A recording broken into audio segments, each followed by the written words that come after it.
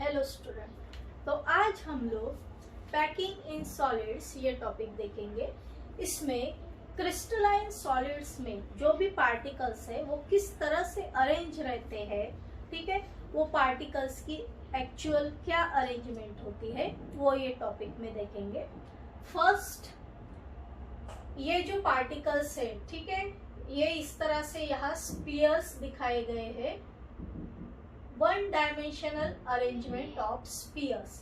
अगर crystalline solids के particles अगर अरेंज होंगे तो वो इस तरह से एक दूसरे के कांटेक्ट में रहेंगे, ठीक है। जैसे ये एक पार्टिकल है, वो दो पार्टिकल्स के कांटेक्ट में है। ये पार्टिकल देखो, ये भी दो पार्टिकल्स के कांटेक्ट में है। तो इसे ही कोऑर्डिनेशन नंबर जो है वो यहाँ से हम लोग उसकी एक डेफिनेशन बना सकते हैं।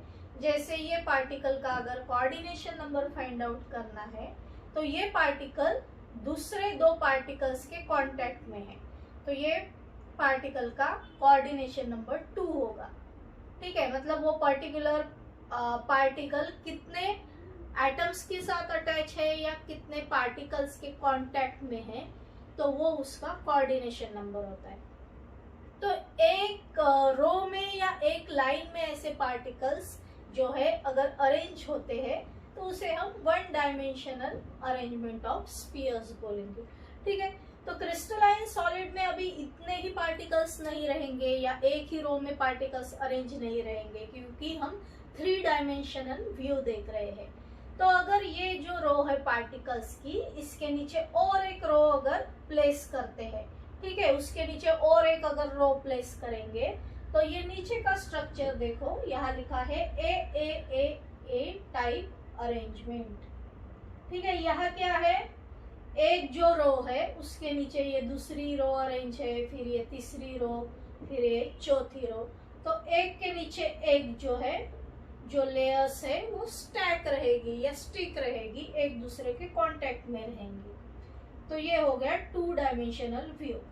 यहाँ से अगर देखो, सपोज ये पार्टिकल देखो, ये पार्टिकल्स कितने पार्टिकल्स के कांटेक्ट में है, 1 2 3 4, ठीक है। मतलब ये पार्टिकल्स जो है ये पार्टिकल के कांटेक्ट में नहीं है, ये पार्टिकल के कांटेक्ट में नहीं है, ओनली वो किसे अटैच है उतना ही पार्ट देखो। ये पार्टिकल 1 2 3 4 पार्टिकल्स के कांटेक्ट में है।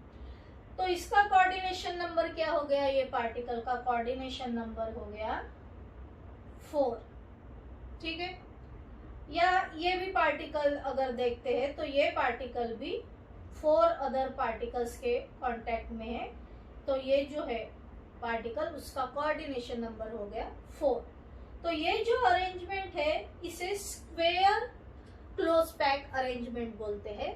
क्यों स्क्वेयर क्लोज पैक अरेंजमेंट बोलते हैं, देखो सपोज एक पार्टिकल अपन देखेंगे। सपोज ये जो पार्टिकल है ये ऐसे 4 पार्टिकल्स के कांटेक्ट में है।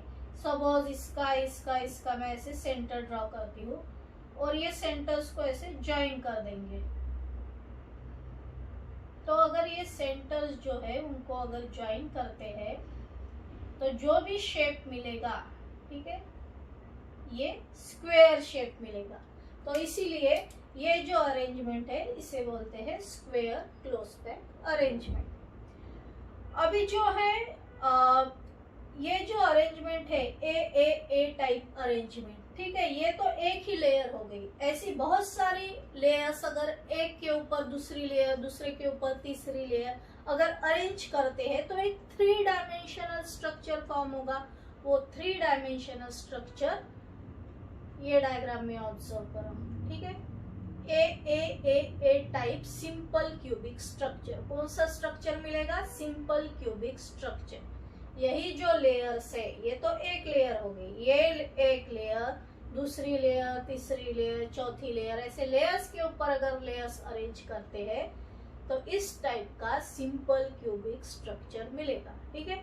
यहाँ भी लिखा है a layer a layer a layer a layer. Suppose ये लेयर को ए करके डिनोट किया या ए करके नेम दिया, तो एक के ऊपर एक अगर लेयर को प्लेस करते जाएंगे तो इस टाइप का सिंपल क्यूबिक स्ट्रक्चर मिलेगा, ठीक है। अभी ये हो गया ए टाइप अरेंजमेंट। एक दूसरी भी टाइप की अरेंजमेंट यहाँ नीचे देखो, ए बी टाइप अरेंजमेंट। ठीक है, दोनों भी अरेंजमेंट में क्या डिफरेंस है वो देख लो। यहाँ जो एक लेयर है, ठीक है, सिंपल वन डायमेंशनल एक जो है एक ऐसी रो ली है। ये रो के नीचे पार्टिकल्स किस तरह से प्लेस किए गए हैं, यहाँ जो डिप्रेशन है, ठीक है, यहाँ का डिप्रेशन, यहाँ जो डिप्रेशन है, ठीक है, तो यहाँ एक एक एटम को ऐसे प्लेस किया गया है।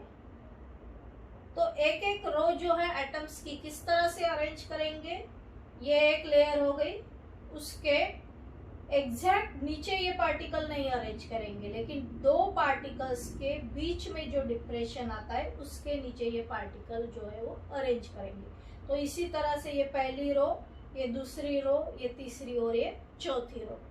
तो दोनों में डिफरेंस क्या है अभी देखो। यहाँ जो है, यहाँ जो स्पेस दिख रही है, यहाँ जो वॉइड है या एम्प्टी स्पेस जो है वो स्क्वायर टाइप का है।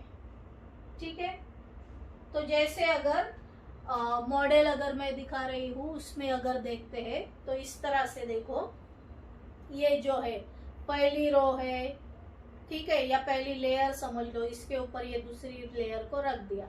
ठीक है, तो जो भी वॉइड है या जो भी एम्प्टी स्पेस यहाँ दिख रहा है वो स्क्वायर टाइप का उसका शेप है। ठीक है, तो इस तरह से ये जो होल है वो स्क्वायर टाइप का रहेगा। वही अगर दूसरी अरेंजमेंट में देखते हैं, ठीक है, ये जो दूसरी अरेंजमेंट है उसमें जो एम्प्टी स्पेस है वो ट्रायंगुलर शेप में है। ठीक है, तो अगर ये स्ट्रक्चर देखते हैं तो इस तरह से देखो, ये जो स्ट्रक्चर है यहाँ, ये जो है ये पहली रो हो गई। दूसरी रो किस तरह से अरेंज की गई है, ये दो पार्टिकल्स के बीच में ये जो एटम है उसे प्लेस किया गया है, दो पार्टिकल्स के बीच में एटम को प्लेस किया गया है। ठीक है, और जो भी एम्प्टी स्पेस है, यहाँ जो भी एम्प्टी स्पेस है या जो भी वॉइड बन रहा है उसका शेप जो है वो ट्रायंगुलर होता है। ठीक है, तो यहाँ ऐसे ट्रायंगुलर टाइप के बहुत सारे वॉइड्स जो है वो फॉर्म होंगे। दोनों वॉइड्स में क्या डिफरेंस है, एक जो वॉइड है, ये जो वॉइड है वो स्क्वायर टाइप का आ रहा है और ये जो है ट्रायंगुलर वॉइड्स फॉर्म हो रहा है। तो इसका जो वॉइड का ये जो शेप है वो स्मॉल है, इससे कम ये जो है ये बड़ा है और इससे ये जो होल है ये स्मॉल होल है। ठीक है, तो यहाँ जितने भी होल्स फॉर्म हो रहे हैं उससे डबल होल्स यहाँ फॉर्म होते हैं। ये जो ट्रायंगुलर होल्स है वो डबल इन नंबर रहेंगे। ठीक है, यहाँ जैसे अभी देखा था कि ये जो पार्टिकल है 4 पार्टिकल्स के कांटेक्ट में है, वैसे भी यहाँ भी कौन सा भी एक सेंटर में जो भी एटम्स प्रेजेंट है, सपोज एक पार्टिकल लेंगे, सपोज ये मैं पार्टिकल लेती हूँ, ये सेंटर का पार्टिकल, और ये कितने पार्टिकल्स के कांटेक्ट में है, ठीक है, 1 2 3 4 5 6, ये जो पार्टिकल है टोटल 6 पार्टिकल्स के कांटेक्ट में है। और अगर इनके सेंटर्स में ज्वाइन करती हूँ इस तरह से, ये अगर सेंटर्स ज्वाइन करेंगे तो एक रेगुलर हेक्सागोन मिलेगा। ठीक है, तो एक रेगुलर हेक्सागोन मिलेगा। तो इसीलिए ये टाइप की जो अरेंजमेंट होती है उसे हेक्सागोनल क्लोज पैक स्ट्रक्चर भी बोलते हैं। इसमें क्या है, दोनों स्ट्रक्चर में क्या डिफरेंस है, यहाँ जो अरेंजमेंट है पार्टिकल्स की बहुत ज्यादा फर्म या बहुत ज्यादा क्लोजेस्ट अरेंजमेंट है। पार्टिकल्स एक दूसरे के साथ बहुत ज्यादा क्लोजली अटैच है। तो कभी कभी एक पर्टिकुलर क्रिस्टलाइन सॉलिड में ये टाइप की अरेंजमेंट मिलती है या कभी कभी ये टाइप की अरेंजमेंट भी प्रेजेंट होती है। पहली जो अरेंजमेंट है वो square close pack structure, second जो अरेंजमेंट है वो हेक्सागोनल क्लोज पैक स्ट्रक्चर। तो किस टाइप के एटम्स जो है सराउंडिंग एरिया में किस टाइप का वो स्ट्रक्चर बना रहे हैं, किस टाइप के यूनिट सेल का स्ट्रक्चर बना रहे हैं, उसके ऊपर उनके नेम जो है वो डिपेंड होते हैं। अभी थोड़ा और डिटेल में ये लेयर को देखेंगे। जैसे पहली जो लेयर थी, ठीक है, ये जो लेयर है इसे ए करके डिनोट किया गया था, उससे एक सिंपल क्यूबिक जो है वो स्ट्रक्चर फॉर्म हो रहा था। अभी ये लेयर के ऊपर कॉन्सेंट्रेट करेंगे। सपोज ये जो लेयर है, ठीक है, ये जो लेयर है इसे ए करके डिनोट करेंगे, या सपोज यहाँ देखो ये जो पूरी तरह से जो लेयर है, ठीक है, ये है ए लेयर, ठीक है, पूरी एक लेयर को सपोज ए कर दिया, तो इसके ऊपर जो भी लेयर अटैच रहेगी, सपोज ये जो है बी लेयर है, इसके नीचे एक दूसरी लेयर जो है वो अटैच की है या अरेंज की है उसके पार्टिकल्स। तो इसमें क्या करना है कि सपोज ये एक ए लेयर लेते हैं, तो नेचुरली इसमें ये ट्रायंगुलर टाइप्स के जो है वो होल्स जो है वो फॉर्म होंगे।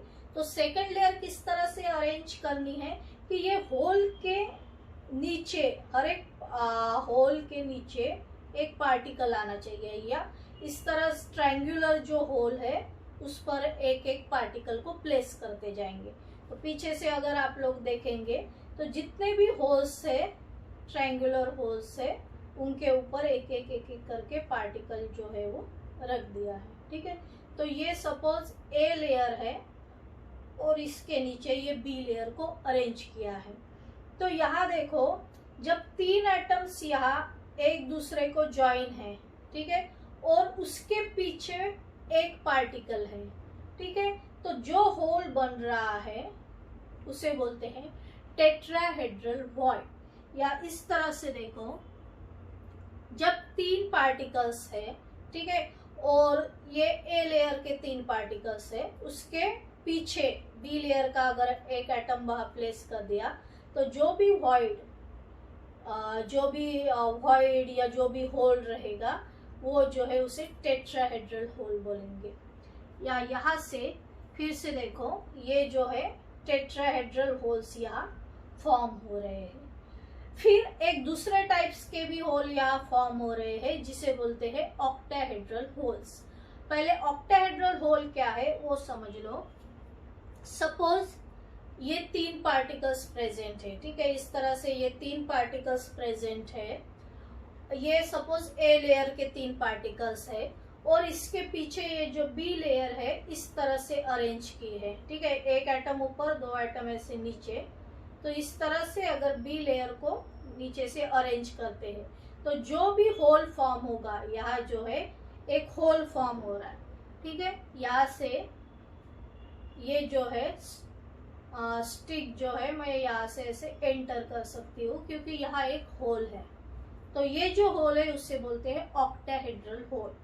सो octahedral hole is form by 6 particle. Octahedral hole form होने के लिए 6 पार्टिकल जरूरी है, तो वो होल फॉर्म होगा। और अरेंजमेंट किस तरह से होगा, इस तरह से 3 पार्टिकल्स ए लेयर के और बी लेयर के 3 पार्टिकल्स, ठीक है, इस तरह से जब अरेंज होते हैं और जो होल फॉर्म होता है that is the octahedral hole. फिर से एक बार टेट्राहेड्रल होल के बारे में देख लो। टेट्राहेड्रल होल कब फॉर्म होता है, ये 3 पार्टिकल्स रहेंगे, ठीक है, या यहाँ से देखो 3 पार्टिकल्स ए लेयर के, बी लेयर का एक ही पार्टिकल, ठीक है, इस तरह से यहाँ जो होल फॉर्म होगा मतलब 4 एटम्स मिलके जो होल फॉर्म होता है, ठीक है, ये जो होल फॉर्म हो रहा है इसके अंदर ये दूसरी लेयर का एटम जो है वो दिखाई दे रहा है, ठीक है। तो ये जो होल फॉर्म हो रहा है वो है टेट्राहेड्रल होल, ठीक है। ये जो होल है उसके पीछे एक एटम रहेगा, तो वो जो होल है वो रहेगा टेट्राहेड्रल होल। तो अभी हमने टेट्राहेड्रल होल देखा और ऑक्टाहेड्रल होल देखा। तो फिर से ये जो लेयर स्ट्रक्चर है इसमें से ये समझ लो, ठीक है, ये जो है ये पहली लेयर है, ये जो है ये सेकेंड लेयर है, ठीक है।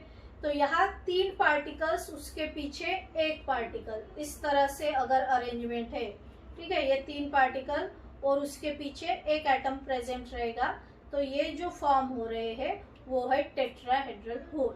अभी एक टेट्राहेड्रल होल जो है, फिर ये एक टेट्राहेड्रल होल हो गया, ये दूसरा टेट्राहेड्रल होल हो गया, तो और टेट्राहेड्रल होल भी फॉर्म होता है, उसके पास में ऑक्टाहेड्रल होल भी जो है वो फॉर्म होता है। वो किस तरह से देखो, ये जो पहली ए लेयर है उसके अगर ये 3 पार्टिकल लेते हैं, ठीक है, तो उसके पीछे की बी लेयर जो है उसके जो पार्टिकल है, यहाँ से अगर ये 2 पार्टिकल है और ये एक तीसरा पार्टिकल है, ठीक है, और पीछे की लेयर के भी 3 पार्टिकल, ठीक है, तो ये पीछे की जो लेयर है उसका 1 पार्टिकल और ये नीचे के 2 पार्टिकल, ठीक है, ये 1 पार्टिकल, नीचे के 2 पार्टिकल और सामने जो ए लेयर है उसके 2 पार्टिकल और ये नीचे का 1 पार्टिकल।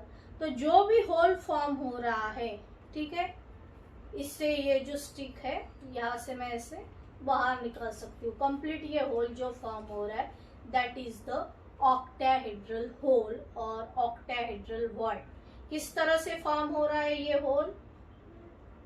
ये जो बी लेयर है, ठीक है, ये बी लेयर के 2 एटम्स, उसके नीचे जो है वो 1 एटम और यहाँ का जो ए लेयर है उसका 1 एटम, नीचे के 2 एटम, टोटल 6 एटम, ठीक है, एक दूसरे के ऊपर अगर ओवरलैप होंगे तो जो होल फॉर्म हो रहा है वो ऑक्टाहेड्रल होल, ठीक है। यहाँ से ये स्टिक पूरी तरह से अंदर जा रही है, लेकिन जब भी टेट्राहेड्रल होल फॉर्म होता है तो एक एटम पीछे से यहाँ रहता है, यहाँ प्रेजेंट रहता है, तो ये 3 एटम, पीछे का 1 एटम, तो ये जो होल फॉर्म हो रहा है वो है टेट्राहेड्रल होल। अभी हम देखेंगे AB type hexagonal close pack structure किस तरह से फॉर्म होता है। फिर से ये लेयर का स्ट्रक्चर देखिए, फर्स्ट जो लेयर है, ठीक है, नीचे के जो एटम्स है किस तरह से अरेंज किए गए हैं, ये 2 एटम्स का जो डिप्रेशन है वहाँ बीच में ये एटम को प्लेस किया गया है, डिप्रेशन बोलो या ग्रूव बोलो, ठीक है, इस तरह से ये ऐसे क्लोजेस्ट पैकिंग या ऐसे फर्म पैकिंग की गई है। फिर से जो नीचे की है ये जो रो है 2 एटम्स के बीच में हर एक एटम को ऐसे प्लेस किया गया है। तो इस तरह से ये पूरी लेयर को अभी हम ए लेयर करके डिनोट करेंगे। सपोज ये ए लेयर है, ए लेयर के ऊपर, ठीक है, यहाँ से ऊपर बी लेयर के एटम्स को प्लेस करना है। अभी ये येलो कलर के जो एटम्स है उसके ऊपर ये बी कलर के एटम को प्लेस किया गया है। इस तरह से प्लेस किया गया है। तो यहाँ जो ए लेयर के है, ठीक है, ये ए लेयर के जो यहाँ होल्स बन रहे हैं, ट्रायंगुलर होल्स बन रहे हैं या जो ग्रूव्स बन रहे हैं, उसके ऊपर एक एक एटम को ऐसे प्लेस किया गया है, बी लेयर के एक एक एटम को प्लेस किया गया है, ठीक है। तो यहाँ जो है हाफ जो ट्रायंगुलर होल्स है यहाँ से वो ये पीछे के बी लेयर के एक एटम से कवर हो कवर हो रहा है, ठीक है, यहाँ का होल कवर हो रहा है, ठीक है, यहाँ जो दूसरा होल है वो कवर हो रहा है और यहाँ नीचे जो है, यहाँ ये जो स्टिक ऐसे आर पार जा रही है वहाँ कुछ स्पेस रहती है जो ऑक्टाहेड्रल वॉइड हमने देखा था, वो यहाँ ऑक्टाहेड्रल वॉइड फॉर्म हो रहा है, ठीक है, जहाँ जहाँ ऐसे स्पेस है थोड़ी सी वहाँ 6 एटम मिलके ऑक्टाहेड्रल वॉइड फॉर्म होता है। तो ऐसे टेट्राहेड्रल होल जो है यहाँ से कुछ ऐसे टेट्राहेड्रल होल रहेंगे, कुछ ऐसे ऑक्टाहेड्रल होल्स जो है वो फॉर्म होते हैं। तो ये ए लेयर थी, ये बी लेयर थी, ठीक है। फर्स्ट जो है AB type hexagonal close pack structure. AB type का मीनिंग है पहली जो लेयर है वो ए रहेगी, दूसरी ये बी के एटम यहाँ डिप्रेशन में प्लेस कर दिए पहली लेयर के, ये बी हो गया और फिर से ए, मतलब ए बी ए, फिर से ए लेयर आएगी और फिर लास्ट में बी लेयर आएगी। तो ये ए, ये बी और फिर से ए लेयर को प्लेस करना है। तो फिर से जो ए लेयर इसके ऊपर प्लेस करेंगे तो वो जो ए लेयर है ये जो है येलो कलर के जो पार्टिकल्स है, हर एक एटम जो है ये फर्स्ट जो लेयर है, ठीक है, उसके जैसे ही फिर से ए लेयर बनानी है तो वो आइडेंटिकल पोजीशन पे रहेंगे। ये जो एटम है उसके ऊपर ही थर्ड लेयर का एटम को प्लेस करना है। इसे और अच्छी तरीके से अगर समझना है तो कुछ इसका पार्ट जो है वो अलग करके देखेंगे। जैसे यहाँ देखो सेंटर में ये जो एटम प्रेजेंट है, ठीक है, और इसके आसपास टोटल जो है 6 एटम प्रेजेंट है। तो इतना पार्ट ऐसे निकाल के स्टडी करेंगे। तो ये सपोज ये मैंने एक बेस की एक लेयर ली है, ठीक है, इसमें टोटल सेंटर में एक एटम प्रेजेंट है, टोटल 6 एटम यहाँ प्रेजेंट रहेंगे सराउंडिंग दिस पार्टिकल, ठीक है। ये लेयर को आप ए समझ लो, ये है ए लेयर, ठीक है। एक है हेक्सागोनल जो है हेक्सागोनिक स्ट्रक्चर को अलग किया है, तो ये ए लेयर। बी लेयर के पार्टिकल्स जो है, बी लेयर के 3 पार्टिकल्स लेंगे। सपोज ये बी लेयर के पार्टिकल्स हैं, ये पार्टिकल्स अभी ऐसे यहाँ रखेंगे, ठीक है। सेंटर का जो एटम है उसके ऊपर ये 3 पार्टिकल को प्लेस किया। तो ये जो 3 पार्टिकल है ये क्या कर रहे हैं, यहाँ से देखो ये 3 पार्टिकल यहाँ अगर प्लेस किए, इस तरह से ये 3 पार्टिकल यहाँ प्लेस किए, ठीक है। तो